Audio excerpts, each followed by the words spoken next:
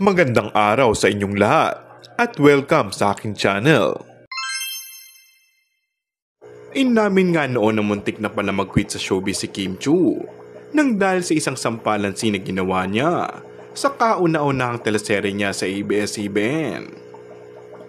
Inamin ng kapamilya star at It's Showtime host na talagang naapektuhan siya sa makatotohanan ng pagsampal sa kanya ng veteran actress sa si Glide Del Mercado.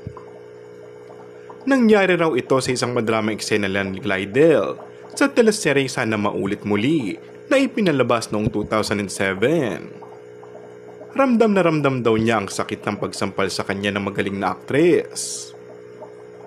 Pagkatapos daw ng kanilang sampalan scene, ay agad daw nagkulong sa kanyang sasakyan si Kim at napaisip nga na iwan na nga ang showbiz. Tumakbo talaga ako sa kotse ko, nagkulong ako doon. Dahil ang sakit talaga. Umiyak talaga ako noon.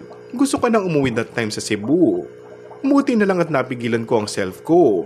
Nagbalik pa ako sa work, ang chika pa ni Kim.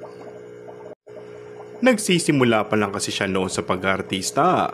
Matapos tanghaling big winner sa PBB Teen Edition taong 2006. Kaya hindi pa siya masyadong sanay sa mga pisikalan na eksena. Samantala, hindi naman sinagot ni Kim ang tanong kung sino-sino sa mga celebrities ngayon ang ayaw niyang makatrabaho o yung may mga attitude at pasaway. And that's all for our today's video. Kung bago ka lang sa aking channel ay mag-subscribe at pindutin na rin ang notification bell. Maraming salamat!